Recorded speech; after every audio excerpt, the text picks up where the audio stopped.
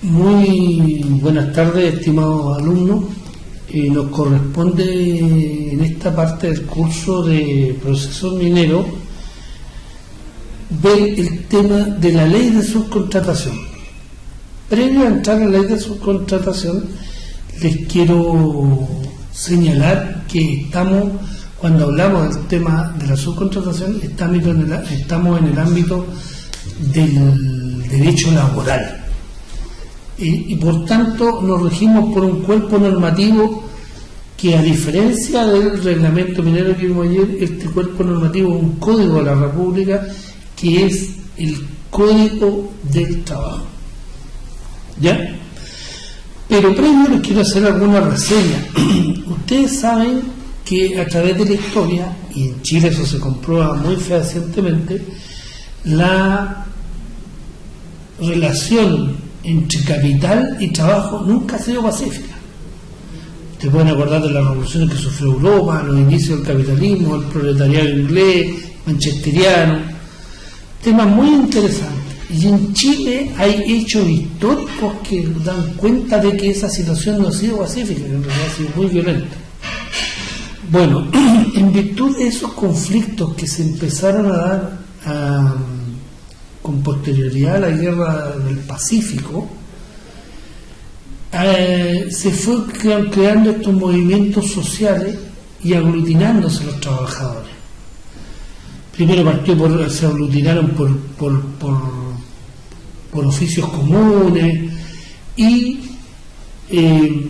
este desarrollo que va sufriendo el Código del Trabajo es producto también de las movilizaciones del sector social de los trabajadores. Bueno, a partir de 1907, antes de meter, como les decía, el tema del Código del Trabajo, perdón, de la subcontratación, vamos a ver lo del Código del Trabajo. El Código del Trabajo se inicia, sus primeros atisbos en realidad ocurren por ahí por 1907, que hay empiezan a normarse ciertos temas que tenían una cierta relación con el trabajo, y algunos directamente en relación con el trabajo, y era producto de estas protestas y de este empoderamiento de la clase trabajadora en Chile, y que empieza a actuar y a presionar para establecer condiciones mínimas de trabajo. Bueno, ustedes tienen que conocer, paralelo a eso, también el famoso caso de Sacco y Vanzetti en Estados Unidos, que eran los dirigentes del trabajo y eran los anarquistas italianos, y fueron juzgados y se le aplicó la pena de muerte por subvertir el orden en Estados Unidos. Hay una película, hace poco, un documental, el año 79, recién, al nieto de Nicolás Sacco, creo, y al familiar de Vanzetti también, el Estado le hizo como un desagravio en Los Ángeles, tengo entendido, producto del que el juicio fue absolutamente poco parcial, los testigos no eran verdaderos testigos, fue un desastre. Entonces, para que ustedes vean, todo el mundo, esta relación entre el capital y el trabajo no han sido del todo pacíficas, y Chile no es una excepción. Bueno, como les contaba, a partir de 1907 en Chile empiezan a regularse estos temas relacionados con el trabajo, que dicen relación, como por ejemplo con la jornada de trabajo. Antes no había jornada de trabajo, el trabajo se trabajaba de sol a sol, el concepto de hora extraordinaria no existía. Entonces, temas como el descanso dominical, las salas cunas de los establecimientos industriales, las primeras salas cunas, la mujer para que se integre al mundo del trabajo, la famosa ley de la silla, la gente del comercio que podía tomar un cierto descanso, estaba todo el día parado. Bueno, ahí empiezan los primeros atisbos, y esto es creciente, la presión de estos movimientos sociales por ir adquiriendo cada vez más derechos. Chile vive un proceso de gran convulsión social, económica y política entre 1920 y 1925. No se olviden que ahí está la dictadura de Ibáñez, está el gobierno es enviado al exilio el presidente Arturo Alessandri Palma, hay una seguidilla de dictaduras militares, gobiernos militares provisionales, está la dictadura de Dávila, del Comodoro, y hay otros comodoros también ahí, un periodo muy turbulento de Chile, muy agitado, pero también la clase trabajadora encuentra en Alessandri Palma un aliado. No se olviden que su gobierno era muy populista, y en realidad él asume y su gran obra es la Constitución del 25, ¿ya? A partir de ese tiempo, y tomando todos estos movimientos que siguen trabajando y moviéndose por los trabajadores, el 6 de febrero de 1931 fue aprobado por el Congreso Nacional el Código del Trabajo, que contaba de 14 leyes relacionadas con el tema y decretos leyes, 14 leyes y decretos leyes relacionados con el mundo del trabajo, ¿ya? Ese código prácticamente no sufrió cambio hasta que por ahí en el gobierno militar se le introdujo fuertes cambios, que lo introdujo el hermano del actual presidente de la República, José Piñera Echenique, que es uno de los creadores también de este sistema de la AFP y otros temas. Bueno, esa gran modificación no responde a criterios jurídicos, responde más bien a criterios económicos que jurídicos. Ahí sufre el Código del Trabajo un gran cambio, y en mi opinión sufre un retroceso. Para posteriormente otro gran cambio que sufre es a partir de 1994, en que se mejora la negociación colectiva, se introducen las cláusulas pro trabajador en el contrato individual de trabajo, también se privilegia el tema de la libertad sindical y se trata de agilizar los procedimientos en los tribunales de trabajo. Permiso. Bueno, circunscrito en este tema, dentro de este estatuto jurídico que se llama Código del Trabajo, que no es más que un compendio de normas que están agrupadas en forma sistemática, que han seguido una secuencia histórica y que regulan las materias que dicen relación con el trabajo, ¿ya? Entonces, aquí está esta normativa. La ley de subcontratación va desde el artículo, si me permiten,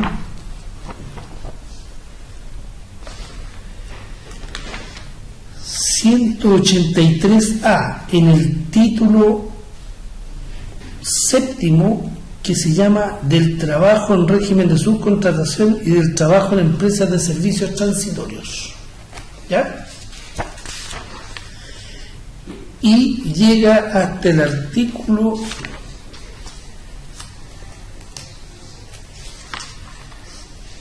183AE, ¿ya? Ahí está toda la ley de subcontratación, ¿ya? Previo a introducirnos en este tema de la subcontratación, yo los quiero situar previamente en un tema que dice relación con una acción que está consagrada en la normativa actual del derecho laboral, que ustedes tienen que haber escuchado hablar de ella, que se llama, la acción esta se llama la tutela, acción de tutela, que ha estado muy en boga en estos tiempos. Bueno, eso de alguna manera dice relación con temas tales como los derechos fundamentales del trabajador. Ustedes saben que el contrato de trabajo es un contrato muy sui generis, porque es el único contrato, dice por ahí entre serio y medio en broma, tan limitante como el contrato de matrimonio. Porque ¿qué es lo que hace usted en el contrato de trabajo? Usted se somete a la dirección y a las órdenes de un empleador que decide en qué trabaja, dentro de qué horario trabaja, que le puede revisar su trabajo. O sea, es un contrato tremendamente intrusivo en su vida. Por tanto, como el legislador entiende que un contrato en el cual parte de su libertad está, por decirlo menos, aminorada, yo no puedo, o sea, lo puedo hacer, pero es causal de despido. O sea, yo no puedo un día llegar a mi trabajo, estar 2 horas y después irme sin avisar, sin dar una explicación. O sea, no puedo.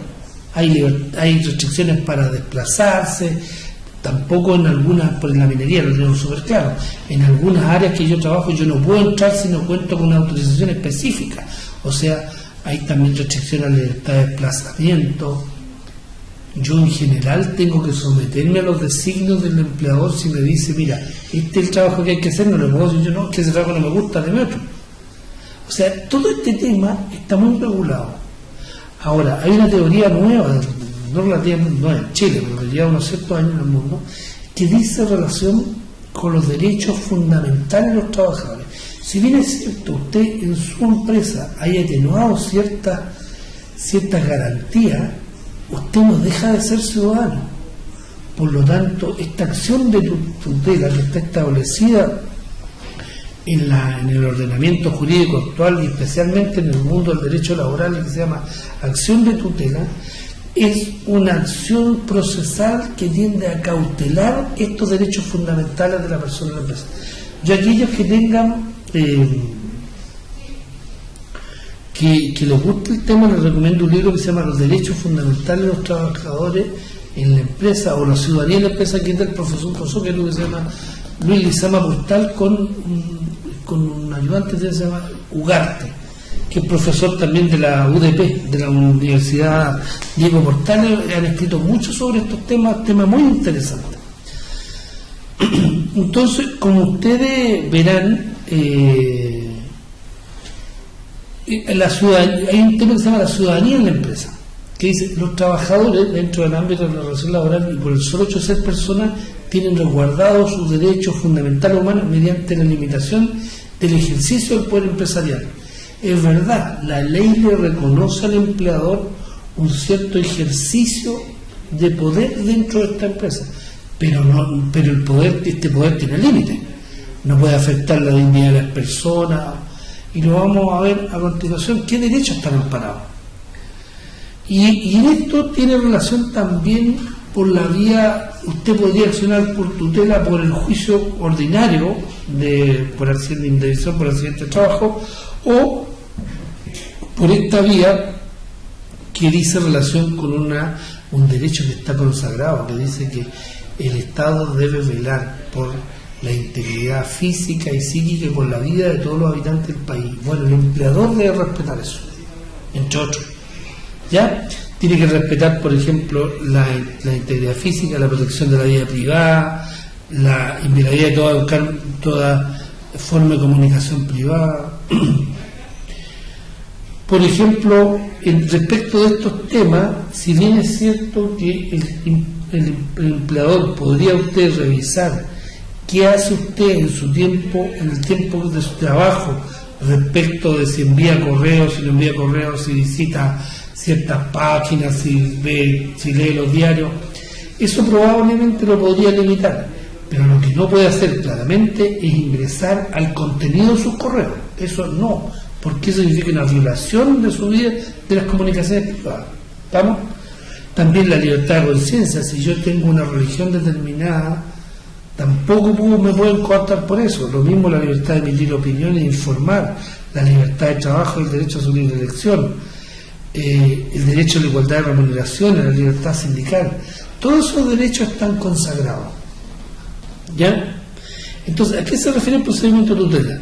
Dice que el procedimiento de tutela es una acción procesal para concurrir a través de un abogado patrocinio, que yo le otorgo mi patrocinio ante un tribunal del trabajo, señalando que el empleador ha transgredido un derecho fundamental consagrado en la Constitución, y yo relato los hechos y pidiéndole al empleador, pidiéndole al tribunal que obliga al empleador a restituir el imperio del derecho hasta antes de la transgresión, y además con alguna multa que se le puede aplicar, y además con indemnización. ¿Ya? Entonces, la sentencia judicial que emana de ese juicio declara la vulneración del derecho, dice qué derecho ha sido vulnerado, ordena la suspensión del acto arbitrario bajo el apercibimiento de multa, y en caso no cesario el comportamiento, establece medidas tendientes a reparar las consecuencias como una indemnización compensatoria en caso de despido. Cuando una empresa ha sido condenada por esta situación, se remite a la Dirección del Trabajo para su registro. Y si la inspección del trabajo en una visita común y corriente toma conocimiento de que se están vulnerando a determinada empresa los derechos fundamentales, debe ponerlo en conocimiento de la autoridad respectiva. ¿Estamos? Ok. Uno de los medios por los cuales generalmente se producen problemas son los famosos reglamentos internos de las empresas. Y para que ustedes sepan, el reglamento interno de una empresa, para que tenga fuerza y sea vinculante, que en términos jurídicos significa que no obliga, debe haber enviado el proyecto de reglamento interno a la Dirección del Trabajo y haberlo revisado y aprobado la Dirección del Trabajo. Porque si no, ustedes comprenderán que por la vía del reglamento interno yo podría burlar todas las leyes del trabajo. Porque yo podría poner las normas que a mí se me ocurrieran. Por lo tanto, el que hace un control de legalidad de los reglamentos internos es la Dirección del Trabajo. Entonces, es una importante, todos sabemos y todos hemos visto un reglamento interno, sobre todo los que trabajan en minería, que los reglamentos internos son sumamente estrictos, súper estrictos. Entonces, de estar siempre actualizado y mediante esas normas son obligatorias, ojo, porque en el contrato de trabajo se debe entender que esas normas forman parte del contrato, no tiene que establecerse expresamente. No se olviden ustedes que los contratos se entiende que está comprendido lo que está escriturado, lo que por su naturaleza le es propio y lo que por costumbre le corresponde.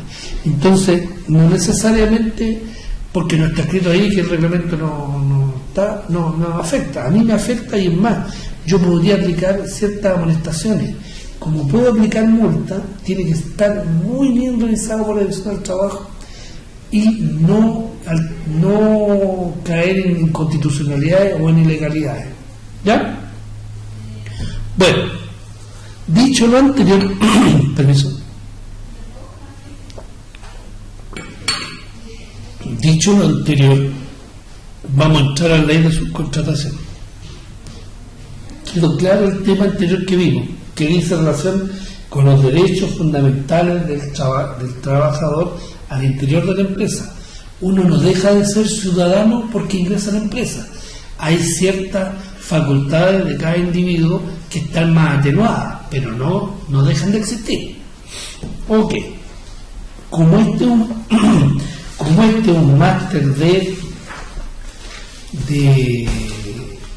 prevención de riesgo y procesos mineros, la ley de subcontratación yo la voy a ver desde esa perspectiva, de la prevención de riesgo y de los procesos mineros. Me perdonarán los que no trabajan ahí, pero estoy dispuesto a responder preguntas de otro tipo, pero básicamente lo que nos convoca en esta área es esta nomenclatura.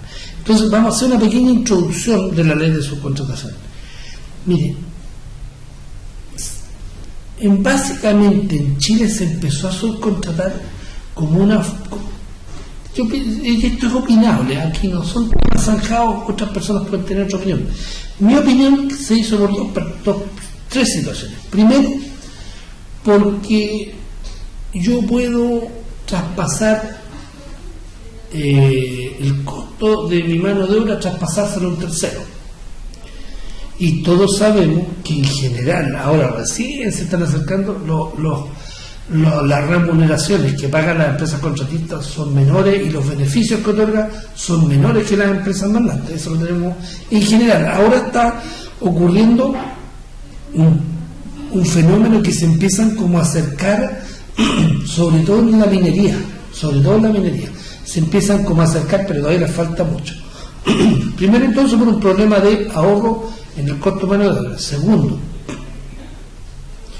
también originalmente se usó como un medio de atenuar la fuerza de los sindicatos, porque si yo divido en 1000 trabajadores en 100 empresas, atomizo la posibilidad de que se formen grandes sindicatos.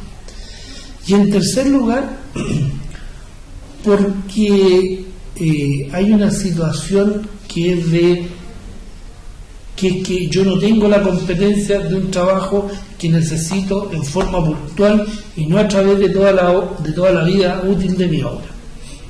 ¿Ya? Aquí vamos a ver algunos datos que están tomados me parece que los últimos son de 2007-2008. Y en esa fecha, si ustedes se fijan, la microempresa, vamos a ir por micro, pequeña, mediana y gran empresa. La microempresa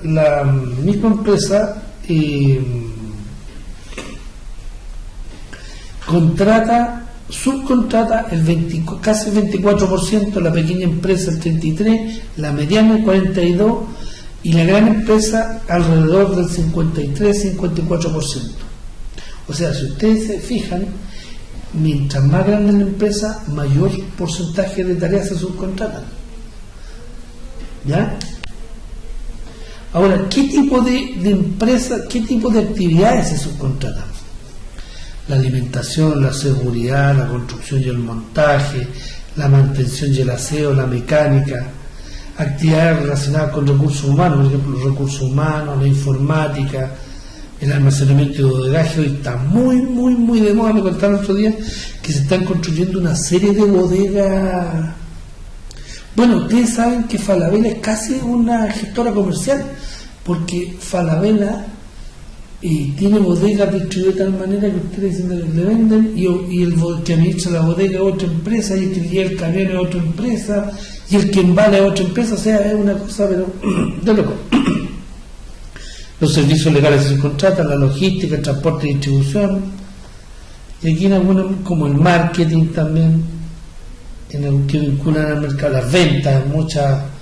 Bueno, yo les voy a contar que el otro día estuve en un banco y pregunté a una cajera que estaba ahí, un banco muy conocido en la plaza, me decía que el 50%, más del 50% del personal de ese banco es pura empresa subcontratista. Las ejecutivas de venta, muchos de los cajeros, el servicio de aseo, mucho personal. ¿Ya? Aquí vamos a ver un cuadro que dice relación con las empresas que usan trabajadores externos y los trabajadores externos sobre el total del empleo industrial. ¿Ya? El 69%, casi el 70% de las empresas contratan trabajadores terceros a través de contratistas. Pero además, si ustedes se fijan, la cantidad de trabajadores externos en el empleo industrial es creciente. Era hasta el 2006 casi el 48%. Actualmente debe ir del orden del 60%, digamos, menos no. ¿Ya? Entonces, si ustedes se fijan, la subcontratación es un tema que llegó para quedarse. Probablemente los hijos de cada uno de ustedes vayan a trabajar en empresas contratistas, muy probablemente, porque las empresas cada vez se van reduciendo más y al final es una empresa. El otro día alguien contaba que dentro de Falabella, esta empresa grande de retail, hay alrededor de 150 RUT distintos. O sea, hay gente, si usted toma 1000 personas, o se toma 150 personas probablemente, de esas cada uno trabaja para una empresa distinta dentro de Falabella. Y usted entra a Falabella, no se da cuenta. Y usted piensa que la gente está contratada por Falabella, pero no es así. Ahora, la ley de subcontratación. Por una parte, la ley define claramente la figura del trabajo en régimen de contratación. La ley no define y sanciona la simulación. Por otra parte, la ley regula el trabajo en servicios transitorios, que es otra modalidad, la vamos a ver también. Figura que se establece en forma excepcional por tiempo limitado, protegiendo al trabajador de un empleo inestable y vulnerable. Los servicios transitorios consisten en que se contrata una empresa de servicios transitorios para que provea a trabajadores. Por ejemplo, la figura es distinta a la figura del subcontratista de la empresa de servicios transitorios. por ejemplo, a mí, yo tengo una empresa, se me enferma una secretaria, tengo licencia por 10 días, yo concurro a esa empresa transitoria y ella me pone una secretaria por 10 días, ¿ya? Según lo que hicieron la ley, tema opinado, le dice que los avances de esta ley en materia laboral se traducen en mejoran las relaciones laborales, promueve relaciones entre empleadores y trabajadores más fuertes, disminuye la precarización del empleo, disminuye las prácticas abusivas, mejora las normas de fiscalización en el ámbito de seguridad laboral y en caso de accidente o muerte por resultado del empleador debe autosuspenderse en forma inmediata la faena afectada. ¿Ya? ¿Y qué problema? Entonces, a ver, en mi opinión sí hay mejora en el tema sobre todo de la seguridad, de la prevención de riesgo y del tema de los accidentes del trabajo, porque ¿qué ocurría? Como las empresas contratistas en general tienen mayor nivel de accidentabilidad que las otras empresas, en general, los trabajadores quedaban en indefensión porque tenían una feroz sentencia que obligaba a su empleador a pagar, pero muchas veces las empresas contratistas o no tenían los medios económicos para poder indemnizar o se iban cambiando, creando nuevas empresas, entonces era un desastre. ¿Ya? Los problemas de la ley de subcontratación que esto pretende solucionar son las cadenas productivas muy extendidas, o sea, lo que conversábamos de Falabella, que hay tanta gente que no sabe que para quién trabaja al final. El trabajo subcontratado se desarrolla en peores condiciones y seguridad. También, por lo tanto, tiende a igualar con la empresa mandante. Giro principal suele ocultar la subcontratación. Esto es muy interesante. La subcontratación tiende a ocultar una subordinación directa a los trabajadores. O sea, yo quiero tener ascendencia sobre esos trabajadores, pero no creo que sean míos. ¿Ya? Y trabajadores directos e indirectos realizan los mismos trabajos, sueldos muy desiguales. Entonces, eso es el tema de lo que yo les puedo contar respecto de lo que algunas personas plantean, respecto de estos temas que viene a solucionar.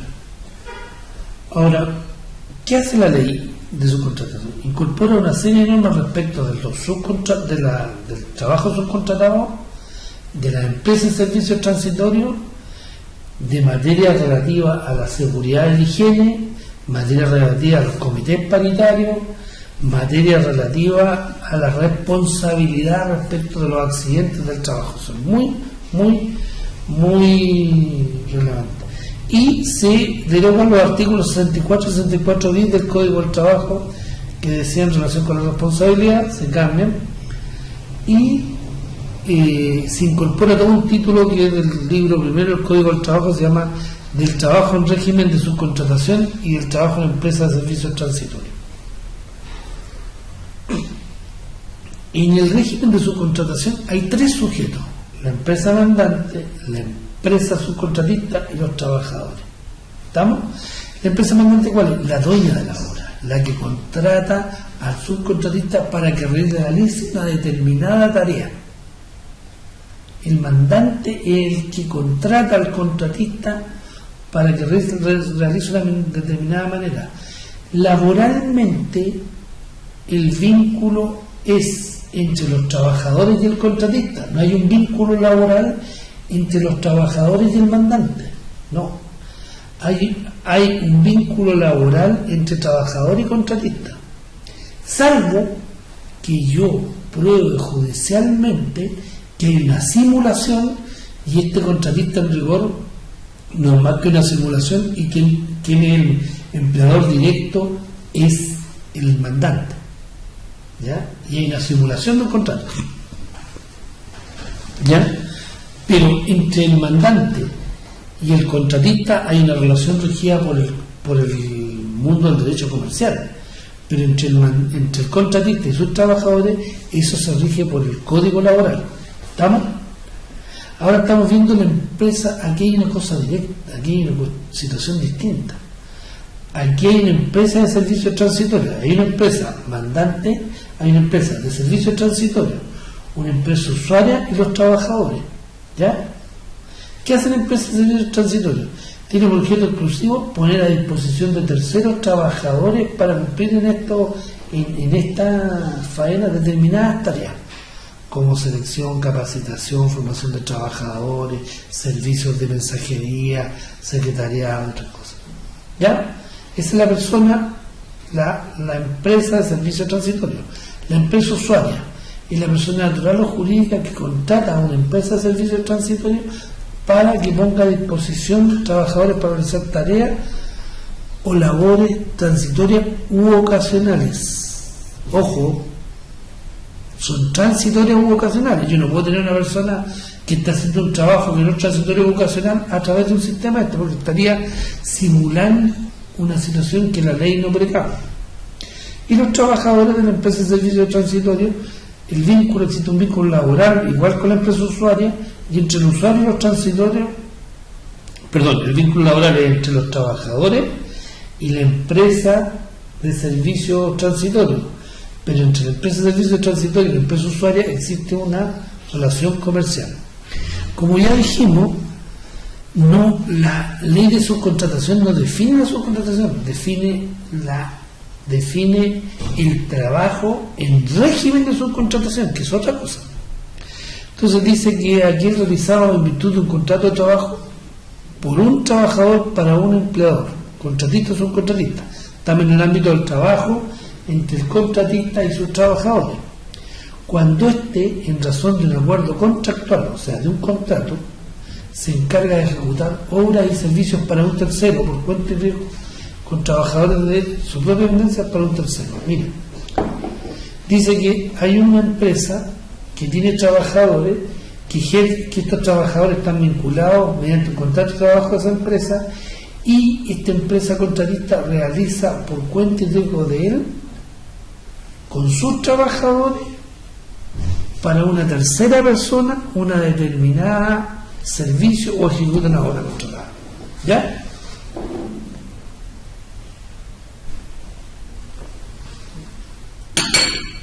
Y no se entiende que quedarán sujetos a esto aquellos que presten de manera continua y esporádica, porque usted podría entender que si un gaffer va a su casa, si fuera discontinuo, no hay subcontratación entre un gaffer, tener un acuerdo comercial. ¿Ya? ¿A quién se aplica? Se aplica a los empleadores y trabajadores del sector privado y público. La subcontratación, en el Estado hay mucho personal subcontratado. No piensen que solamente está en la empresa privada. O sea, al personal del sector público-privado, los trabajadores que no estén sujetos a un estatuto especial. Ustedes saben que los funcionarios públicos están sujetos al estatuto administrativo, no son sujetos a subcontratación, pero el fisco puede contratar, por ejemplo, y de hecho tiene empresas subcontratadas para los casinos, para, de repente en algunas partes, para captación, para capacitación, para cajero y otro tipo de personas. ¿Ya? O sea, no solamente hay subcontratación o trabajadores subcontratados en el ámbito privado, también en el ámbito público. Obras o servicios objeto de subcontratación. Se entienden incorporados aquellos servicios que se ejecutan o prestan en forma habitual o permanente, aseo y seguridad, por ejemplo. Se excluyen servicios discontinuos esporádicos como la reparación de máquinas, soporte, banquetería. O sea, ¿qué quiere decir eso? Que si yo contrato a un técnico, el técnico no queda vinculado a mí por una subcontratación, es un contrato porque es un trabajo discontinuo. ¿Ya? Y esto es muy, muy, muy relevante. Lo vamos a ver y es parte de una de las tareas que yo pregunto por ahí. Entonces, en la antigua ley, en el antiguo Código del Trabajo, antes de se dictar la ley de subcontratación, la empresa mandante tenía una responsabilidad subsidiaria respecto a los trabajadores de la empresa contratista que prestaba servicios para ellos. ¿Y eso qué significaba? Que si a mí me venía a cobrar un trabajador que había obtenido una sentencia favorable del contratista, y le decía, un momentito, primero que pague, que haga todo lo posible para que ejecute el contratista, y después cuando usted me demuestre que ya no lo puede ejecutar, yo le pago. Ahora, la ley de subcontratación ha hecho que la responsabilidad deje de ser subsidiaria y pase a ser solidaria. ¿Y qué significa? Que si yo tengo una sentencia contra un contratista que me es favorable, y he demandado a la empresa mandante y al contratista, yo puedo cobrarle al contratista, al mandante, o una parte al contratista, una parte al mandante. O sea, lo que yo puedo hacer es cobrarle indistintamente a cada uno, a uno o a los dos conjuntamente. Lo que no puedo hacer es que la sentencia se la cobre a uno y después que me pagó se vaya y se la cobre al otro. Pero a ver, yo como abogado generalmente recomiendo demandar a ambos, pero sabemos que el primero que hay que ejecutar es a la empresa mandante, porque generalmente es la que tiene mayor respaldo financiero, ¿ya? Entonces, la responsabilidad en la actual ley es solidaria, no subsidiaria, y además el empleador se hace cargo y responde por el trabajador mientras le estén prestando servicio a él. Si la empresa dejó de prestarle servicio y está prestando a un tercer empleador, no lo podemos hacer responsable, ¿ya? Y son responsables tanto de las obligaciones laborales como previsionales. ¿Y eso qué significa? Que son responsables tanto de toda la labor de seguridad, higiene, pero además del pago de los derechos previsionales, del pago de la AFP, del ISAPRE. O sea, si el contratista no paga o retiene los dineros y no los integra donde tiene que integrar, ¿quién va a responder? El mandante, ¿ya? Entonces, para que haya subcontratación se requiere que el dependiente labore de un empleador denominado contratista en virtud de un contrato de trabajo. Entre el contratista y el trabajador tiene que haber un contrato de trabajo. Que la empresa principal se adueñe la obra, empresa, faena que se desarrolle los servicios. O sea, que el mandante se adueñe de la obra, empresa, servicio, empresa donde desarrolle los servicios. Tercero, que existe una relación contractual entre el mandante y el contratista. Y cuarto, que las señaladas obras sean ejecutadas con trabajadores bajo dependencia del contratista. Aquí, ¿y qué significa eso, dependencia y subordinación? Significa que si usted me llama para que yo construya un proyecto minero, la empresa mandante no puede llegar a dar órdenes directas a los trabajadores del contratista. Solo puede, a través de los ejecutivos del contratista, mediante un libro de obra, solicitar todo lo que se tenga que hacer, pero no puede mandar directamente a los trabajadores, porque eso podría conformar subordinación y dependencia, y la sanción que tiene es que considerar que los trabajadores fueron siempre el mandante y no el contratista, con todos los efectos que se producen, ¿ya? Generalmente el contratista tiene un giro determinado, como por ejemplo instalaciones eléctricas, cafetería, piping, ¿ya? Entre el contratista y el tercero existe una relación civil o comercial expresada en un contrato. Entre el contratista y sus trabajadores existe una relación regida por el Código Laboral. ¿Estamos? Tiene trabajadores propios. El resultado de la obra es por cuenta y riesgo. O sea, él se compromete a desarrollar el trabajo y se le paga por eso, ¿ya? Las obras de servicio deben ser las que pertenezcan a la organización principal y que estén sometidas a dirección. Las obras de servicios deben ser habituales, de permanencia, continuidad o periodicidad. No hay subcontratación. Cuando yo llego a prestar, por ejemplo, yo trabajo, o sea, yo llego a Codelco y le presto, vengo a arreglar una máquina. Codelco no es mi subcontratista. No hay un contrato ahí, un contrato de servicio, ¿ya? Bueno, quedó claro lo que vimos. Hemos visto la tutela, ¿ya? Hemos visto el reglamento interno, hemos visto la ley de subcontratación en términos de qué tópicos toma. Las empresas contratistas, las empresas que ponen personal a disposición de terceros, que se llaman empresas de servicios transitorios. Hemos visto que la ley no define la subcontratación, sino que define el régimen de subcontratación. Hemos visto que en esta ley la responsabilidad que tiene la empresa mandante es de carácter solidario y no subsidiario como era como era en los tiempos anteriores a la ley. ¿Y eso qué significa? Que yo puedo demandar indistintamente o conjuntamente y puedo cobrar mi sentencia favorable a una o a la otra, dependiendo cuál tenga mayores bienes en los cuales pueda al realizar mi sentencia. Hemos visto que la empresa mandante es solidaria no solamente respecto a las obligaciones laborales, sino también respecto a las obligaciones previsionales. ¿Qué significa? Que si una empresa que trabajó para mí en un periodo determinado y no pagó las cotizaciones previsionales, las cotizaciones de salud, y yo no tomé los debidos resguardos como empresa mandante, yo soy solidario, y si los trabajadores me demandan, yo debo pagar esa, y me nace sí un derecho a repetir contra el contratista que retuvo los dineros y no los pagó. Hasta el momento hemos visto eso. En la próxima clase nos vamos a adentrar en las materias de fondo de este tema, que son las normas de higiene y seguridad y las normas que dicen relación con la prevención de riesgo y con los accidentes y enfermedades profesionales y el comité paritario. Para eso vamos a ver en la próxima clase vamos a ver un procedimiento como se hace en caso de un accidente fatal o grave. Vamos a ver 2 circulares que emanan de la Suceso, que es el organismo encargado de cortar al final o de definir cuándo ha ocurrido un accidente, qué características tiene y todo lo demás.